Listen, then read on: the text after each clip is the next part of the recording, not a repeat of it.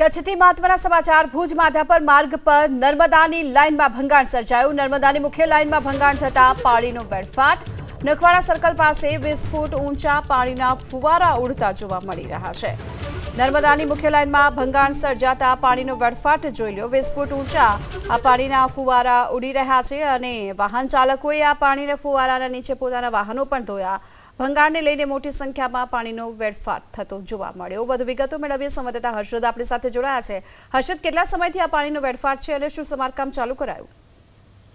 ગીતા, આજે બપોરના ભાગે ભુજ માધાપર હાઈવે પાસે આવેલ નરવાડા સર્કલ પાસે નર્મદાની મુખ્ય લાઇનમાં ભંગાણ જે છે તે સર્જાયું હતું, જેના કારણે પાણીના ફુવારા જે છે તે 20 ફૂટ સુધી ઊંચા જોવા મળ્યા હતા। રસ્તા ઉપરથી પસાર થતા લોકોએ પોતાનું વાહનો જે છે તે પણ આ ફુવારા નીચે રાખ્યું હતું। એક તરફ ભુજ શહેરમાં પાણીની અતિ તકલીફ જે છે તે તમામ વોર્ડોમાં જોવા મળી રહી છે। આ રીતે જે પાણીનો વેડફાટ થઈ રહ્યો છે, અનેક સવાલો ઉભા થઈ રહ્યા છે। હાલ અત્યારે નર્મદા નિગમની ટીમ જે છે તે ઘટના સ્થળે પહોંચી છે અને સમારકામ જે છે તે હાથ ધર્યું છે। જી, આભાર આપનો આ માહિતી માટે।